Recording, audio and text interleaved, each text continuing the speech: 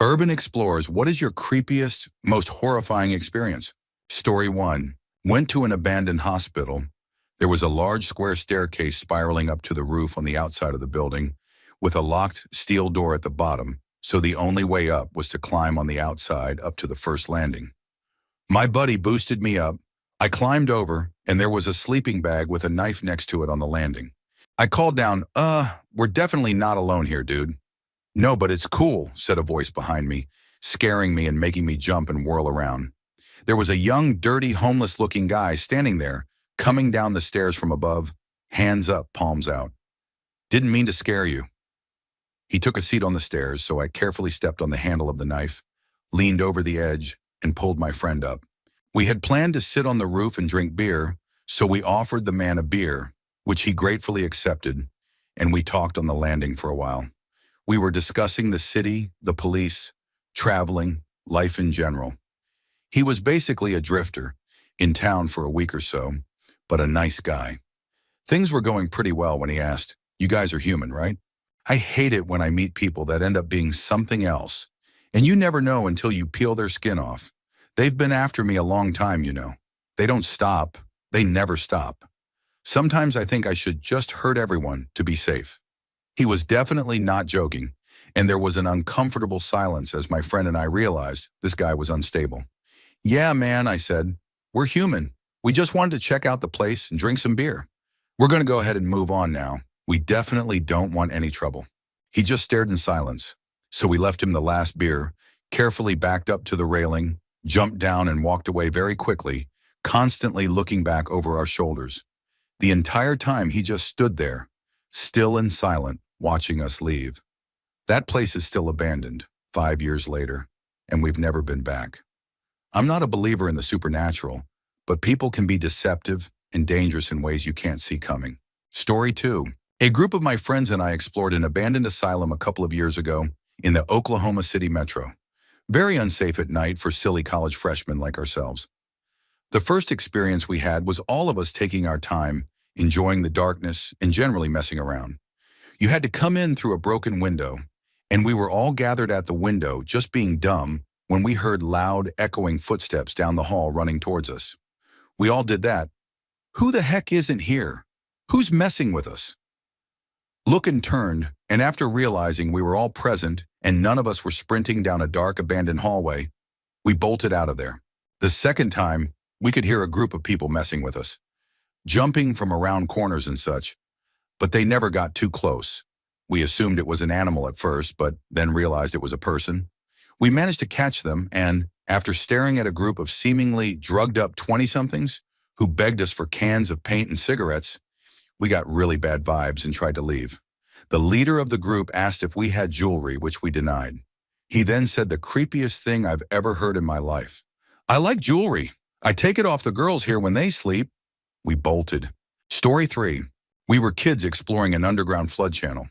There were spots we could climb up and dangle our arms out of the storm drains on the street, but that required crawling up weird diagonal tunnels. There were 4 of us, maybe 12 years old, 1 flashlight. The walls were all covered in graffiti with a lot of gang stuff, and even warnings to turn back. We just assumed it was from other kids who were bored. We got to the spot where the ceiling angled down quite low, to the point the opening was so small we had to crawl to continue. Challenge accepted. It looked like it opened up again shortly. So we crawled through 5 to 6 feet of the low area, and when it opened back up, it looked like we were in a large round concrete pipe before it had been square or rectangular. Still lots of graffiti. We started yelling and playing with the echoes. Then we thought we heard something, so we got quiet. Then a real loud, "You are going to die," came echoing from the darkness. The kid with the flashlight ran so fast and the rest of us were left in absolute darkness. Anyway, this was the first time we went past the low spot, but the last time we went down there. None of us died that day. The rest of us ended up quietly and slowly walking out in the darkness. Story 4. I had one creepy experience I already told, but my friends who always go exploring told me about this time they were just following a trail that went into the hills, and after almost reaching the freeway, they ended up near an old closed-up train tunnel. They were able to squeeze through some loose fencing, and after wandering through with nothing of interest, They eventually came to a bunch of shipping containers. They told me that when they glanced inside, they saw a ton of weapons and ammo in one and just a large number of heavy boxes in the rest. After a few minutes of checking it out, they heard voices from further down the tunnel coming closer, so they got out of there. They also said it almost smelled like the ocean towards the end, so the tunnel might have led out near the beach. Edit. Some added clarification for those who asked. The place they hiked to was somewhere between Santa Barbara and Oxnard in California. As they stopped on the 101 going southbound and started their hike and ended up returning to the car and going to Oxnard at the end of the day. They made a report to the police, but I haven't heard of anything coming of that on the news or otherwise. Also, some people said it might be smugglers, but given that the crates were unlocked, the tunnel was unguarded, and it was accessible to anyone who wandered out there, I doubt that's the case. If it was, they were either just about to take off or they were really careless. Story 5. Last winter, I went into this abandoned parking lot under a closed shopping mall. It had 2 levels. The upper level had a bit of sunlight going in through the windows, but the lower level was pitch black. I made my way down this wide ramp that the cars would use and decided to have a look at the bottom level. After turning my flashlight on, I noticed that the space was huge, much bigger than the upper level. I remember how the light danced through the many supporting pillars and cast vivid shadows. I said hello and I'm just taking a look around just to make my intentions clear, but was met with no response. So I decided to walk around for a bit, but couldn't see anything of interest. Just a lot of junk, some empty old bottles, but nothing that might indicate someone living or hanging around there. The place seemed completely abandoned. However, this uneasy feeling that someone might be hiding in the pitch black shadow of one of those pillars got to me, and I climbed back up the ramp. I left taking a different route and passed under an overhead clearing where snow had fallen through. Just as I was about to hop the fence and leave, I noticed that the patch of snow that had formed had footprints in it. I know this doesn't really sound horrifying when you read it, as the logical explanation was that some poor person had probably taken shelter from the cold inside the lot. But still, being there creeped me out. Story 6. My friends and I used to explore this old factory or processing plant. No idea what it was originally. Anyway, it had lots of underground sections, which were pitch black, even a couple of meters from the entrance, but which also required going down a flight of stairs. One time we found a burned-out car 2 or 3 levels down. No idea how it got in there, but that was pretty creepy. Another time we found a hole. We didn't bring flashlights with us because we were careless, but we had lighters and were trying to figure out what the hole was or if it could lead anywhere. We put a stick in there, and it ended up being at least 6 feet deep. But we also learned that it was full of some liquid, and if we had fallen in, we could have easily drowned in the dark. Another time we went a couple of levels down, and one of us at the bottom started screaming shrieks of absolute terror, and the rest of us thought something terrible was happening. We all started running. Everyone was screaming at this point. There was this sludgy stuff on the ground, and some of us slipped and fell just like in a horror movie, slipping and sliding, our limbs out of control. Again, there were 6 or more people screaming in absolute fear, and we all thought something awful was going to happen. Turned out a bird had made a nest down there. My sister got spooked, and my friends screamed louder than anyone else. Story 7. There was an abandoned hotel I was checking out, and I gained access through a broken window near the indoor pool. It smelled terrible inside, and I discovered a couple of dead deer in the slime collected towards the deep end of the pool. That should have been my sign to go. I made my way into the lobby and banquet areas, came across a couple of raccoons and squirrels who scurried away swiftly. Everything was destroyed. Even the reception desk had been ripped in half. Nothing interesting to photograph, just neat little piles of trash. After a bit of searching, I found the stairwell. There was an odd noise coming from above that I brushed off as rain. I decided to skip a couple of floors because they were probably in the same condition as the lobby, and a lot of the exterior windows had been blown out. I got to the 4th floor and opened the door. Not worried about noise, as I was confident I was the only person inside. As I pulled the door open, the rain noise suddenly ceased completely. I pointed my flashlight down the hallway and saw hundreds of geese poke their heads out of the guest rooms. I remember the moment where nothing moved and we just stared at each other as lasting several minutes, though I'm sure it was about 10 seconds. There I was in the middle of the hall, the geese of abandoned luxury staring me down. Once the initial shock of the sight wore off, I remembered I was only looking at half of the floor. Behind me, the geese weren't frozen. They were coming towards me. Time to go. I closed the stairwell door behind me, only muffling the cacophony that erupted once I moved. As I hustled down the stairs, I realized the signs were there all along. Goose droppings everywhere. I hit the lobby and turned toward the pool, where a group of geese had gathered as if they were trying to trap me. Luckily, they were just birds. I got out to find the exterior of the hotel swarming with them. There was one lone sentinel standing on the roof, honking out a shrill command that the perimeter had been breached. I should have stayed to get more pictures, but I was done, covered in filth from a slip down the stairs, and didn't feel like dealing with dive bombers circling overhead. I did get this, though. Story 8. When I was in college, a few friends and I went to this local abandoned hotel. It had been a swanky place back in the 50s, but had just been sitting around abandoned and fenced off ever since. We walked by and saw an open window on a second-story ledge, and ended up finding an old wooden ladder nearby on the property. We went in and hung around and saw a bit of great graffiti. The whole place was trashed with actual garbage, as well as parts of the building that were falling apart. We made it up the staircase to the third floor, looking in each of the rooms. The area we were in used to be the housing for the staff of the hotel. The third floor was covered in garbage from throughout the years. We got to the last room on the third floor and looked in to find a lit candle with no one else around.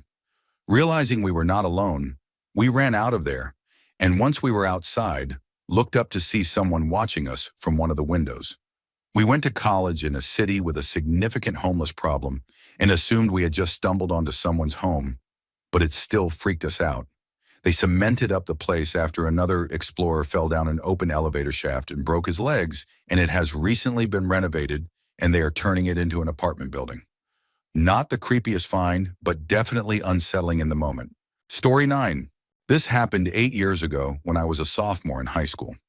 My Urbex friends and I were on a bike ride looking for cool places to explore in a relatively dilapidated area when we discovered a really creepy cave, an old abandoned cement mine, we later learned. We did some mild exploring that first day, but quickly realized it would require more gear to thoroughly explore. Flashlights, respirators, etc. About a week later, 5 of us came back with the proper gear and a camera to see what we could find in the mine. We discovered there was basically one main shaft that sloped downward and deeper into the earth, so we followed that main route. It was wide enough for a car to drive down and was pretty well graded, so the walking was easy. There were many rooms, old machinery, and rusting equipment off this main shaft, but we mostly avoided them in the beginning. We were trying not to get lost or confused. Along the way, the walls were littered with the classic abandoned graffiti. X was here, initials and dates, random symbols, and crude drawings. As we got deeper and deeper, though, the graffiti really thinned out. At this point, the light from the entrance was long gone, and we were relying solely on flashlights.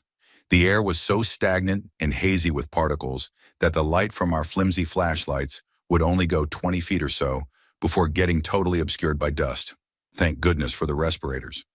The glow sticks we had brought to mark our way to prevent getting lost were also basically useless because they would disappear in the haze only a few steps after dropping them, and we had only brought 10 or so.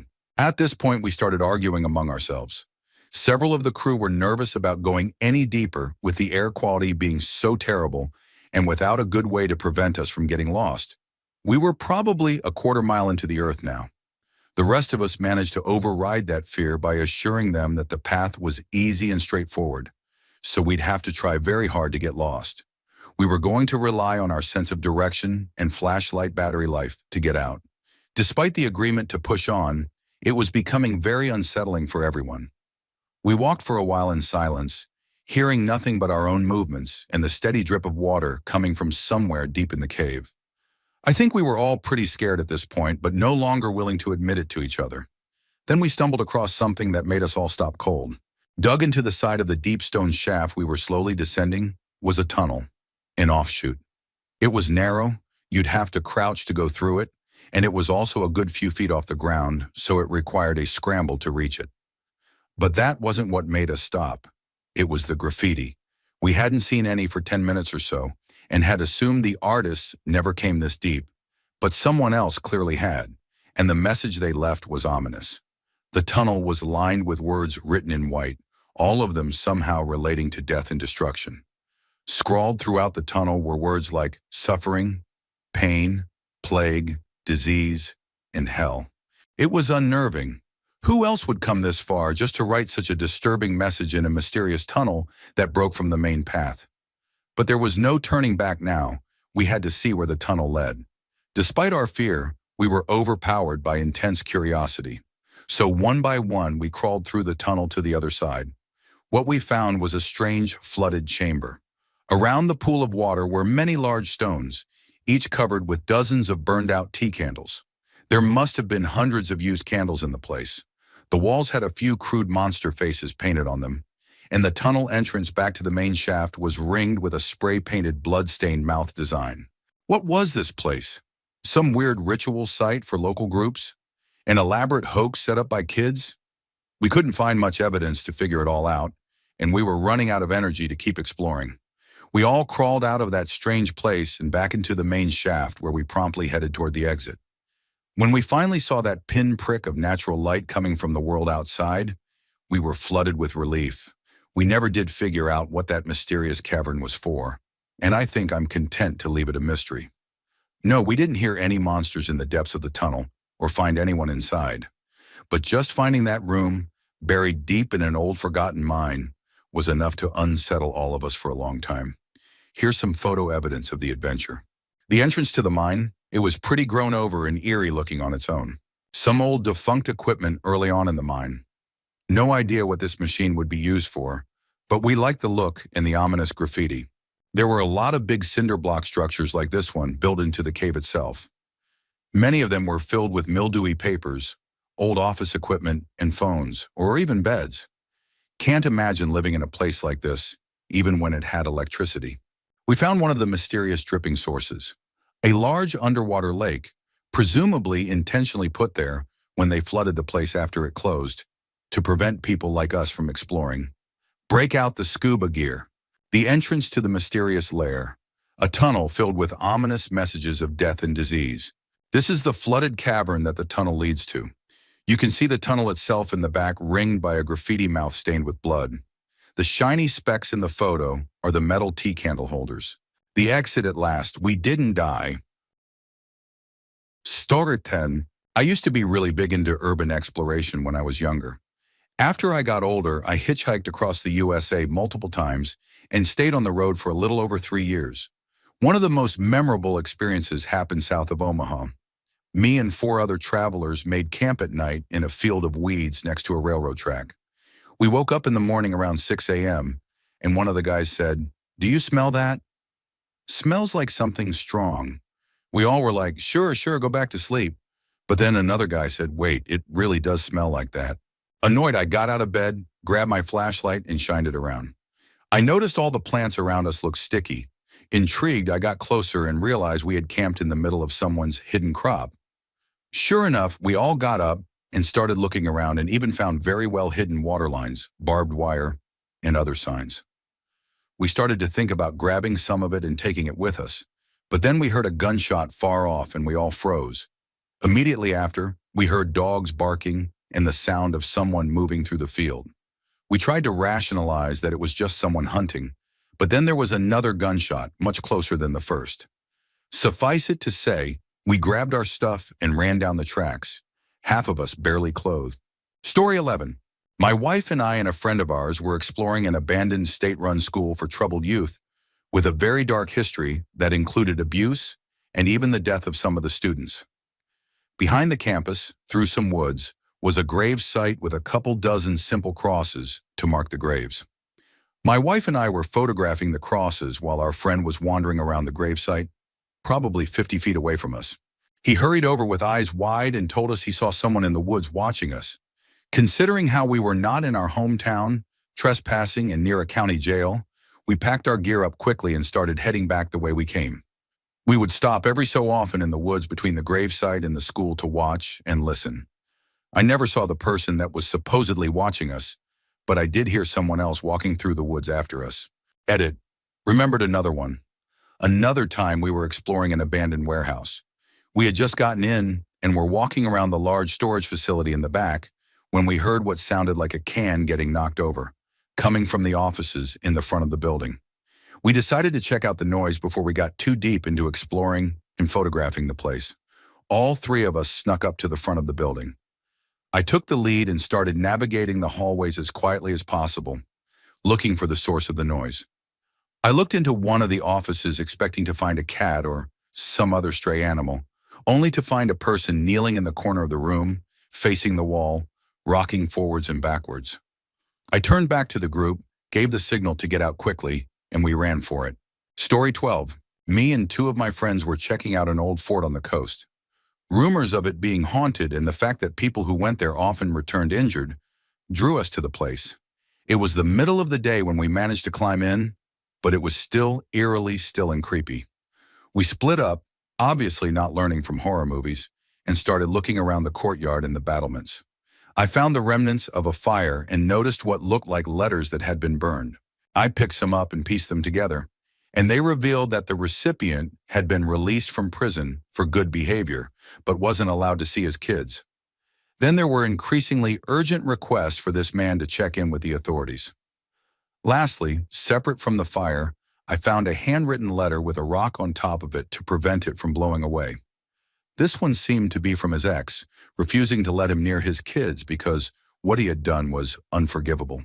At this point, I became increasingly aware that I was alone, and that my friends had ventured into the tunnels hollowed out of the cliff. So I went in the pitch black, not knowing whether I would bump into my friend or someone else entirely. Eventually, I found one of them and explained what I had found. We started jumping at every noise before we finally found my other friend and ran out of the place. One friend broke 2 toes, another dislocated his shoulder climbing out, and I ended up with an enormous scar from where my hip was cut open. Very creepy place. Story 13. Me and a few friends decided to explore this abandoned children's hospital we had heard about, which was in a small village about an hour from us. We got there, and it was this huge plot of land, trees surrounding the whole place, and the building in the center. Really creepy looking. We had to climb up a wall to get inside, as we couldn't get in on the ground floor and had to go through a window that was ajar. After climbing through, the place was a mess, rubble everywhere, but it looked completely desolate, as if no one else had been inside for years. Anyway, we basically went straight up to the roof, sat, had a few beers, and then went home. I decided to go back a few days later with my girlfriend to have a proper look around because I wanted to explore it. We went in the building, and immediately there was a different vibe, unlike the other night. We jumped over the broken staircase to get to the ground floor. This was next to a large, heavy-duty wooden door with multiple bolts and chains over it, and found a trap door with a ladder underneath, which led to the basement. I convinced my girlfriend to come with me, but she wouldn't explore the basement. She stayed at the bottom of the ladder with her torch while I had a quick look around. That's when it got really scary. I walked past some machines into a small room, which was completely empty, with the exception of a kicked-over chair and a noose hanging from a pipe directly above it. I froze and turned around to leave. On the wall there was red graffiti, not prepared to believe it was blood because there was a lot, saying, "Don't come back." Needless to say, I haven't been back. My girlfriend told me afterward that it felt like I was gone for about an hour, even though I had only been away for 5 or 10 minutes. She kept hearing whispers from the dark corridors, and at one point, the trap door fell shut above her for no apparent reason. Very scary place. I would love to go back with more people, but that really shook me up. Story 14. Back in the day, my friends and I would always go to this boarded-up hospital and play in it. The only problem was all the doors were locked and all the windows were boarded. However, there was this shed that you could climb up and jump onto a car cover, and there was a broken window where you could get in. We had been in this hospital so many times it wasn't creepy at all anymore. Well, one day we decided we would go explore the basement that was always flooded, and we would actually try to walk down the super dark hallway that was there. The water was probably 4 feet deep and murky, so you couldn't see the bottom. My friends and I started walking down the stairs into the basement and were shining our flashlights into the hallway, trying to see anything. All we could see was something that looked like a generator and some shelves, but we couldn't see too far down. We finally mustered up the courage to begin our descent into the water, but something didn't feel right. The water was completely motionless, and it got incredibly quiet. So quiet I swear I could hear my friend's heartbeats. My friend put one foot on a submerged stair and then another. The water rippled as he continued to descend. Then, out of nowhere, we heard a huge splash into the water somewhere very nearby. The kind of splash you would hear if someone cannonballed into it. We immediately bolted back up the stairs. I peeked down into the darkness and saw nothing, but I could definitely hear something moving in the hallway toward us. We ran all the way to the second floor and jumped off the car cover so fast. We waited outside for a couple of hours and heard nothing and saw no one. We ended up going back inside and sitting at the top of the stairs listening for anything or anyone, but heard nothing. The stairs were pretty dry by this point. One of my friends got a bright idea and threw the flashlight down the stairs into the water to try and scare whatever might be down there. After the flashlight made a splash from the impact, we heard nothing, and the light disappeared into the darkness of the water. After waiting for what felt like an eternity, we again found the courage to charge down the stairs, screaming and hollering. We got to the base of the water and jumped in, shining our flashlights down the hall and making a ton of noise. Behind the generator was another hallway that was absolutely pitch black. We were standing in the water at this intersection when all of a sudden we saw a large silhouette slowly moving toward us. It looked like two barrels standing next to each other on top of the water. Then there was another huge splash behind them. They split apart and started moving toward us super quickly. We ran and never returned to that place again. Story 15. Me, my best friend, and my cousin liked to explore abandoned buildings and structures. At the time, we needed an abandoned location for a web series we were doing. We walked across a large barren field to get to an old worn-down house. There was even a small barn right next to it. It seemed like the perfect location. We walked around the barn and I was filming because I wanted to review the footage later to show the other people involved in the series who couldn't make it. After we looked through a large portion of the barn, I stopped recording and we headed out. The next thing to explore was the house. However, there was something off about it. It certainly looked abandoned, but it didn't feel like it was abandoned. I noticed an orange extension cord leading to a small window near the ground. I could tell it was the basement and the light was on. I looked over at my friend and cousin and told them that I was pretty sure someone lived here. There was no garage and no car, but the light in the basement immediately told me someone lived there. My cousin, for some reason, thought nothing of it and was going to try the door when, sure enough, a truck started coming down the driveway.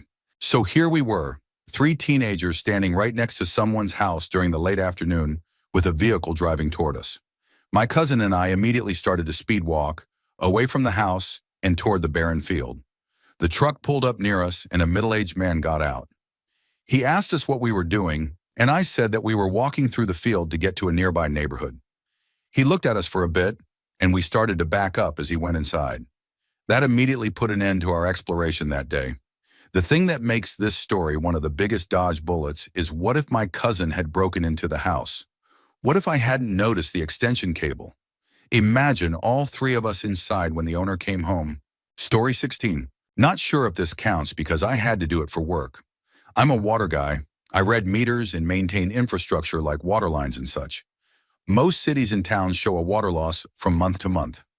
We know how much water left the water plant, and we know how much got sold through meters and flushed from hydrants. Whatever doesn't get counted is the water loss. My town's water loss nearly doubled 1 month to 12% loss.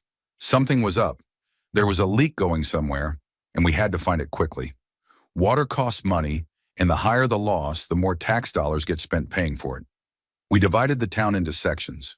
About 40 of us split into teams of 2 men and searched each section all day. My section included an abandoned water plant. If you've never seen a water plant, it's like a large factory full of deep pools and huge pipes. The plant hadn't been operational for about 15 years. There was no electricity, and the only lighting came through a few small dirty windows. It looked just like a scene from a movie. I went in through the back door. It had rotted and fallen off the hinges, so we just walked right in. The ground floor was just concrete walkways that passed over the huge pools of water. They had rusty railings with life preservers hanging on them. It was eerily quiet except for our footsteps. The water was black and stagnant. The whole place smelled like an old musty basement. At the end of the walkway, there was a metal staircase that went down into a dry pit that had some pumps and pipes. That's where the valves were located that isolated the plant from the rest of the system. We shined our lights down into the pit and saw that nothing looked out of place or leaking, so we turned around to head back out. My coworker had been there before years ago and was talking about how the plant operated. He said there was a laboratory upstairs, so we decided to check it out while we were there. We went up the metal staircase to the second floor and entered the lab. It was fascinating. They had all kinds of glassware still set up from the day they shut down. It was all covered in dust and bird droppings. The floor was scattered with old papers and more bird mess. I was nosy, so I opened file cabinets and desk drawers, looking at what they had left behind. The whole place was like a time capsule. There was a wall of lockers where employees used to keep their stuff. I opened each one, but they were all empty. Along another wall were the bathrooms. The plant was built in the 1920s and still had the original sinks and old-timey toilets. As a former plumber, I found that interesting. Beside the bathrooms was another door. I assumed it must be a closet. The door was already open a few inches, so I flung it open to see what was in there. As soon as I did, a cat jumped out and made the loudest, angriest scream I've ever heard from a cat. The floors were concrete, so the cat was trying its best to run away, but wasn't getting much traction. The cat screamed. I screamed. My coworker screamed. We all jumped. Glass was breaking from things we knocked over, and it echoed through the huge empty building. After we realized it was just a cat, we laughed all the way back outside to our truck. It was probably the most scared I've ever been in my life. I was already creeped out by the stagnant pools of black water inside a pitch-black building. It felt exactly like the moment in a scary movie when you know something is about to happen. Story 17. A lone abandoned farmhouse in northeast Iceland. Langanes. This was true edge-of-the-earth stuff, a few hundred meters from the Arctic Ocean, about 10 kilometers from the nearest sealed road, and not a single soul for miles. I was on my own and just headed up to it for a quick explore.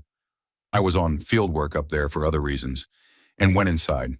It wasn't too messed up inside, not much furniture, some things left in the kitchen with a homemade poster saying, Atarmoti 1982, a festival that celebrates bringing in sheep before the winter, so it was abandoned at some point after then. I was about to go to the top floor when I heard a creak. I stopped and listened for a few seconds. Nothing else. Fine. Went up 2 more steps, heard the creak again, and genuinely 2 or 3 footsteps, or at least the sound of it. This really made the hairs on my neck stand up. Logically, I knew there was essentially 0 chance of anyone else being there, and I like to think of myself as a reasonable, not easily spooked man. I went up 1 more step, then heard 2 more footsteps and something slam onto the floor above. I bolted, ran back down the stairs out of the farmhouse into my Land Rover, and headed off down the track. Never did find out what it was. I felt a bit foolish, but my love of horror movies took control of my brain and told me to run from footsteps in the attic of an abandoned farmhouse. At least I got a few good photos. Story 18. I was working as a motorcycle messenger in LA.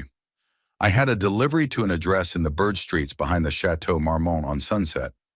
This is a ritzy neighborhood full of 80-year-old mansions behind walls and gates.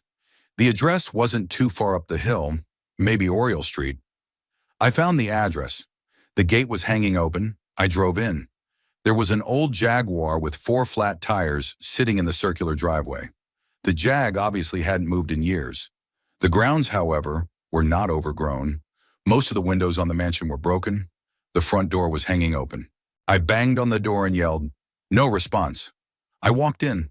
The place was a ruin. It was wintertime. It was dusk. There was a drizzle. I walked through the mansion. The fancy parquet floors were warped and rotting. The walls were peeling. A chandelier had fallen from the ceiling. I walked up a once grand staircase. The banister had collapsed. Several risers were missing. Upstairs there were at least a dozen bedrooms.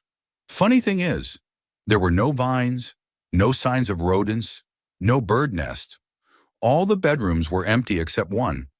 That one had a super jumbo king-size box spring and mattress sitting on the floor. The bed was neatly made with cheap sheets and blankets. There was a milk crate nightstand and a clip-on light. No ashtrays, no bottles, no discarded paraphernalia. Just a Gideon Bible on the nightstand. I called in, "You sure this is the right address?" The dispatcher read back the address. I checked the package. No name on it, which I hadn't noticed before. I walked back out and checked the curb for the painted number. I was at the right place. I called in, described the setting.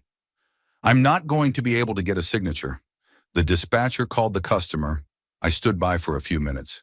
"Leave the package on the bed," said the dispatcher. So I did. To this day, I've never been able to track down who it was that was living so eccentrically at that address, or what on earth I was delivering. The package was a manila bubble wrap with a bulge in it, and about the size of a pill vial, but heavier, like a gemstone. Story 19. I went to Bachelor's Grove Cemetery in Illinois with some friends during the day, and if it's still open, you should go. We didn't know the stories, but a few ghost hunters had their gear and told us different versions of the same tales. How the nearby pond was supposedly used for dumping bodies and things like that. Classic graveyard talk. A photographer gave us the closest thing to the real story. He said he came there a lot for Gothic-themed photo shoots and to get stock spooky photos. He never saw anything scary, but at night high school kids would come and party. Sometimes people would show up and hurt animals, but that hadn't happened in years. We came back at night and saw some older kids sneaking in with coolers and backpacks, so we started chatting with them. We got the cold shoulder, but we were theater kids and just bounced from group to group, trying to break the ice, until one of the ringleader types unzipped his bag and showed us what looked like a robe. He said, "You need to leave." No idea if it was something cult-related or just a picnic blanket he didn't want to share, but it worked. We got out of there fast. Story 20. I guess no one has any reason to believe me, but a few years back, a friend and I were snooping around some allotments on the outskirts of our village in the UK. It was about 11 p.m., so it was pretty dark.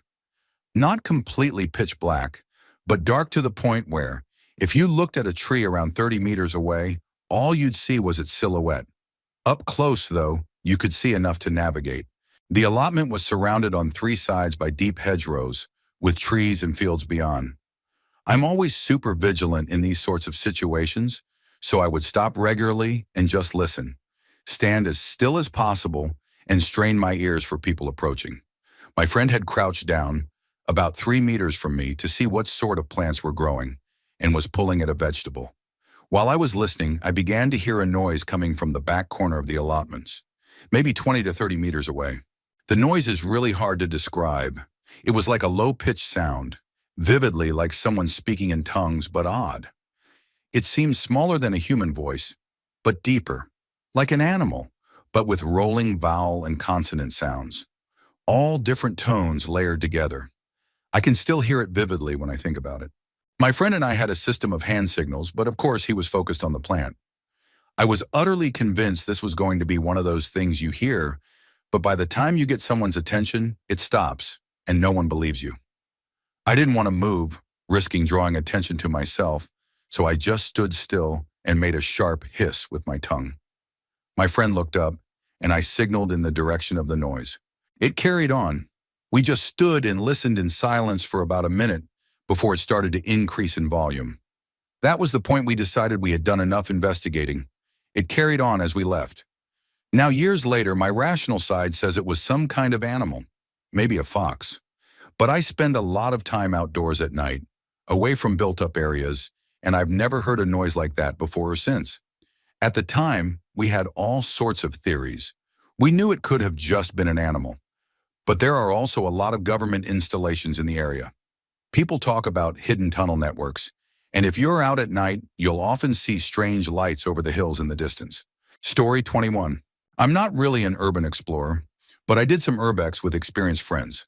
Since I live in Paris, we decided to go to the Paris catacombs. Not really the best place to start as a newbie. So we had to crawl through tight spaces, walk in water-filled hallways and all that stuff. But honestly, it wasn't bad. We met some other nice people, had lunch, and it was a pretty interesting experience since this is such a beautiful and strange place to be. The horrifying part came a few days after the exploration. While talking to a friend about what we did, I realized how dangerous and terrifying it really was. I mean, we were who knows how deep underground with no way to contact emergency services if we got injured or lost. Plus, we had to crawl in spaces that could have been blocked when we tried to exit the catacombs. We were alone in the dark, in a place that isn't supposed to be open to the public, and we were totally responsible for what could have happened to us. Just imagine being trapped there, a dark maze with no way to contact anyone outside, forced to wander around until you collapse. No one could hear you from above, and it's so easy to get lost with all the corridors twisting in every direction. You also never know who else you could meet in those places. I know it's a different kind of horrifying, and you might call me a coward, but honestly, I could have died down there. Story 22. Fasten your bootstraps for this one. A good friend of mine was out on a bike ride with two other guys along a creek that runs through our city. As it gets up into the hills, the slopes on the sides get steeper as it turns into a canyon, forcing the path up some nasty switchbacks away from the river. They decided the switchbacks weren't worth it, and the river was shallow enough to walk further and explore.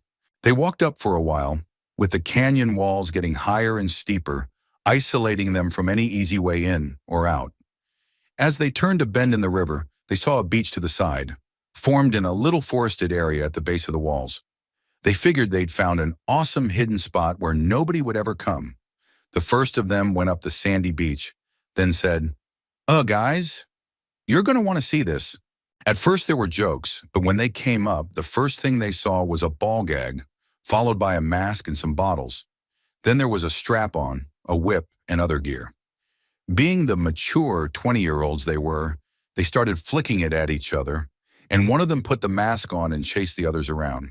Then they noticed a path leading into the small forest and figured maybe it led back to the main pathway, and the stuff they found was just a prank. But halfway down the path, it became clear that wasn't the case.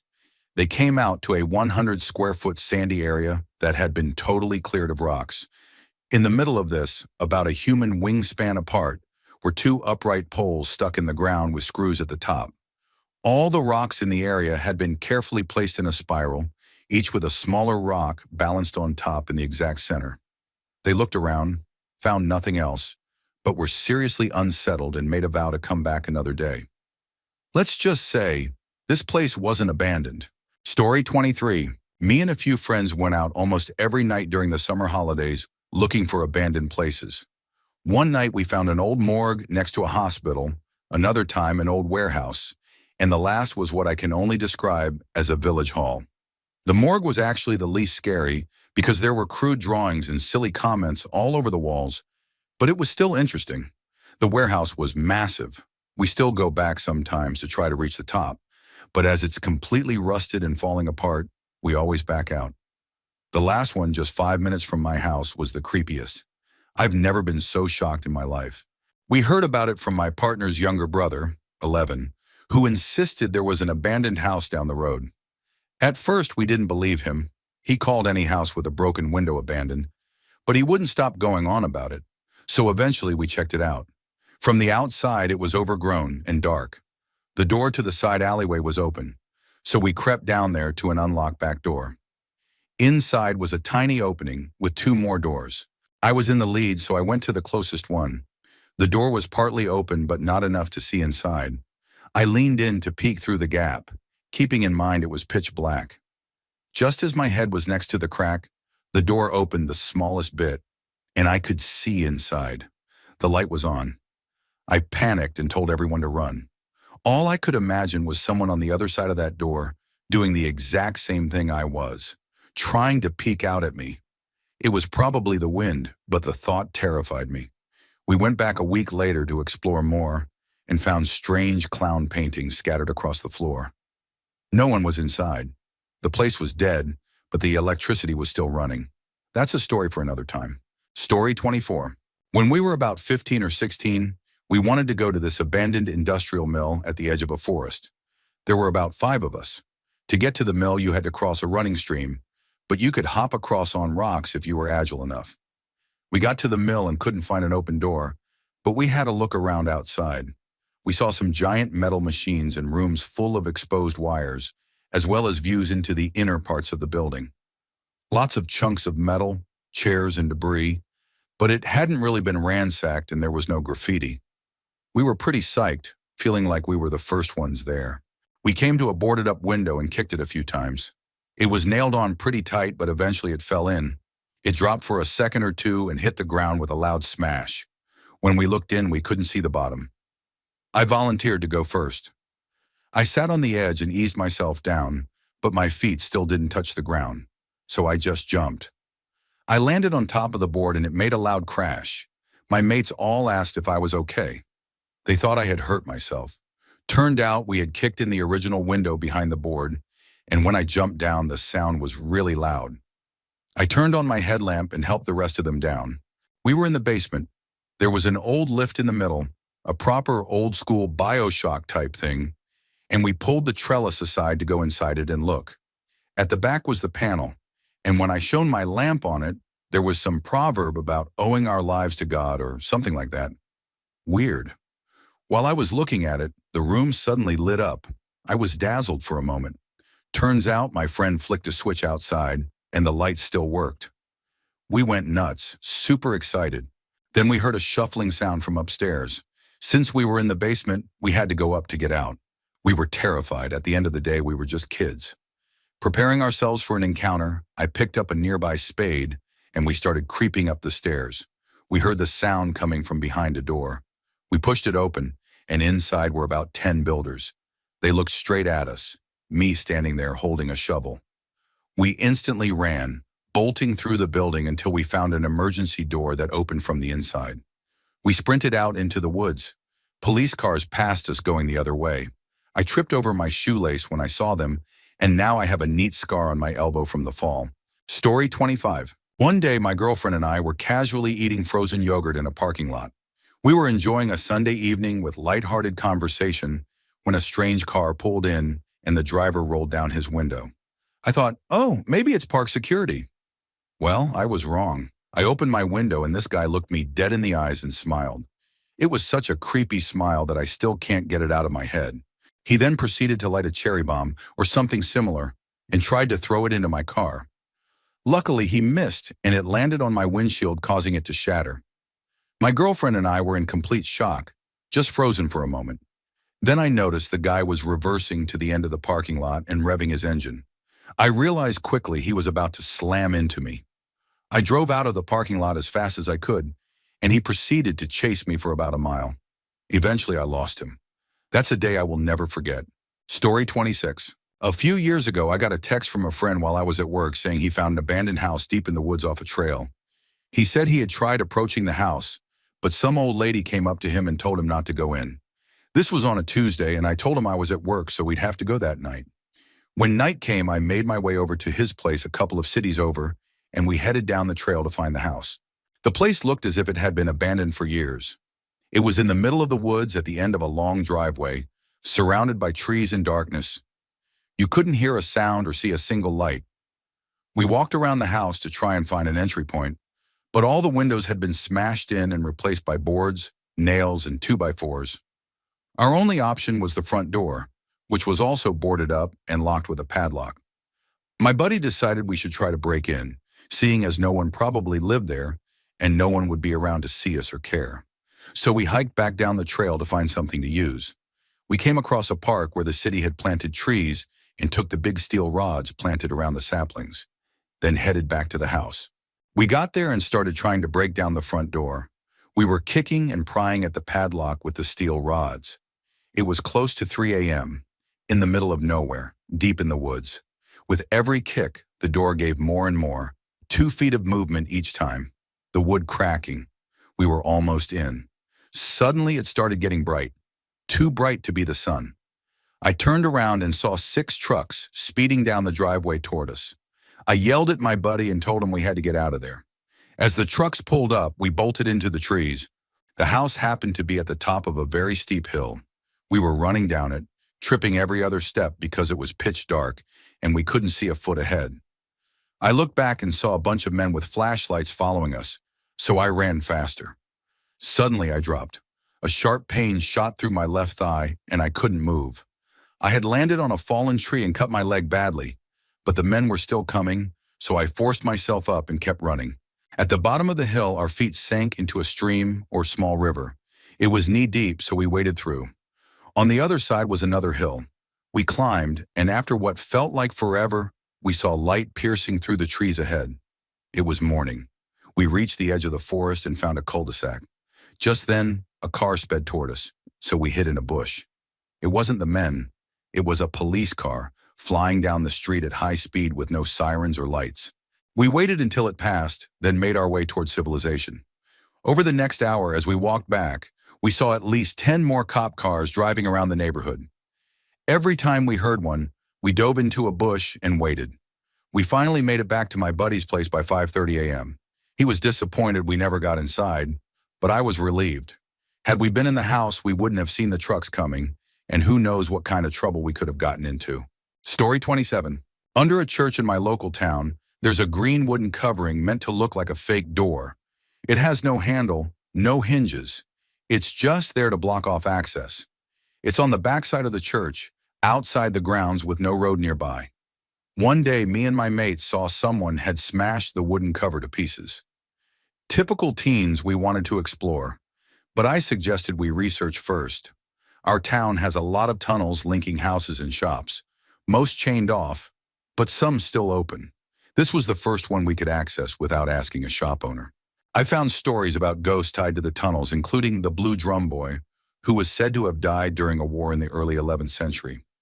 One of my friends, a believer in the paranormal, came prepared with a cross and some gear. I brought a 500 lumen torch, a backpack of batteries, and walkie-talkies. Early morning, in pitch black, we went in. Everyone was silent as we crept down the stairs. Suddenly, we realized there was a 90-degree turn ahead. Nobody wanted to go first, so my mate lit a red flare and threw it in. Together, we walked forward. There was a huge room with another doorway. We looked around and found needles and dried blood. Through the doorway, we found a grate with a ladder. Excited, we cut through the lock and started climbing down. 3 of us made it, but when the biggest of us climbed, the rusted ladder broke halfway. He fell and shattered both ankles. The tunnel below was dry and pitch black, and the air smelled terrible. We couldn't go back up, and he couldn't walk. 2 of us decided to keep going, leaving the others behind to try the walkie-talkies for help. As we walked, we passed rotting rat corpses, live rats, and more bloodstains. After about half an hour, nearly a mile and a half, we found a crossroads, left, right, or straight. Both side passages were dead ends. Straight ahead was another ladder. It was rusted and unstable, but I climbed it. At the top was a room, and someone was there. A body long gone, with a needle still in their arm. The face was rotting. I almost got sick. The ladder led to another identical chamber, but this grate wasn't locked. I went back down, gathered the others, and we managed to get our injured friend up and out. We got him to the hospital, but we couldn't tell anyone where we'd been or mention what we saw. It would have meant trespassing charges and too many questions about the body. Story 28. This happened about a month ago. My friends and I were exploring an abandoned World War II ammunitions factory, a place that was absolutely massive and already carried an eerie atmosphere. There was graffiti everywhere, and because of the history of the site, much of it was about death and violence, which made the place feel even darker. A couple of miles deep inside the complex, we entered a room that stood out immediately. The walls were covered with graffiti, but it wasn't random. It all seemed to come from one particular person.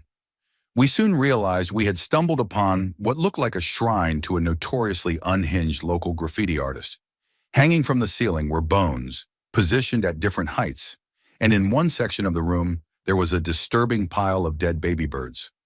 Words scrawled on the walls told us to get out. As we turned to leave, we suddenly heard glass shatter behind us.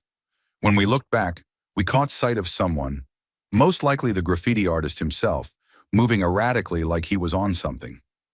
That was all it took. We bolted out of there, sprinting like our lives depended on it, not caring how exposed we were as we tore straight out of the building and onto a busy roadway. Story 29. I once explored an abandoned factory in the middle of a major city, one that was being prepared for demolition. I figured the best time to go was after dark, so I went alone with just a small flashlight. My goal was to reach the rooftop, where an old, forgotten billboard overlooked the freeway and nearby skyscrapers. On the first floor, I wandered for quite a while before finally finding a staircase. The second floor was just as dark, but the century-old design of the building was fascinating. Each level seemed to have its own unique layout, and I couldn't help but keep exploring. When I reached the third floor, I turned into a large open space swallowed in darkness. As I shined my flashlight across the walls, I noticed patterns covering every surface. At first, I thought it was just random graffiti, but then I realized the markings were symbols drawn entirely in red. As I scanned the room, I saw more symbols surrounding me on all sides, written in a style that looked almost like a strange glyphic language. Some were recognizable as occult drawings, and on the pillars were murals of serpents and disturbing imagery. I froze, convinced I had walked into something I shouldn't have. My mind raced with the thought that I might be discovered by people who use this place for rituals. After what felt like forever, I forced myself to move and got out of there as quickly as possible, leaving the rooftop for another night. Story 30. Just 2 days ago, I went on a little adventure here in northern Michigan. For a while, I had noticed this old abandoned house way off the road, hidden behind trees, and I finally worked up the nerve to explore it. I parked in an overgrown field and made my way up the long driveway. Behind the house, there was another collapsing building, already leaning and half gone. The front door was unlocked. The moment I stepped inside, it felt wrong. The air was heavy, silent, and I immediately started talking loudly, just in case anyone was in there. To my left was a dining table still covered with family photos, like the owners had just vanished. The interior looked like someone had bailed decades ago, but left almost everything behind. A microwave, a fridge, dishes still in the cupboards. I flipped through some old newspapers. The most recent were from 1992. Upstairs, things got even stranger. At the top of the stairs was a bedroom with a beautiful roll-top desk. Papers were still scattered across it, like someone had been working there recently. A huge closet was stuffed with old clothing, alongside boxes of magazines dated 1989. In the second bedroom, I froze. Someone had made a bed out of old blankets and a sleeping bag on the floor. Clearly, someone had been squatting there. When I peeked into the bathroom, I found human waste smeared on the floor in front of the toilet. That was my cue to leave, but curiosity dragged me back downstairs. I found a door to the basement. I told myself there was no way I was going down there. Still, I called out, no answer. But I swear I heard something moving around below me. And here's the thing, I'm not a small guy. I'm 6'1" and 270 pounds. Not much scares me. But that basement creeped me out so bad I walked straight out of the house. I didn't even check out the back building. On my way out, though, I did stumble across a rusted 1932 Ford Coupe, still barely holding together. But here's the part that makes me sound crazy. As I walked back toward my car, I looked at the house one more time, and I swear I saw a face staring at me from the basement window. I can't be sure, but it looked like eyes watching me leave. I want to go back, but definitely not alone. And next time, I won't go unarmed.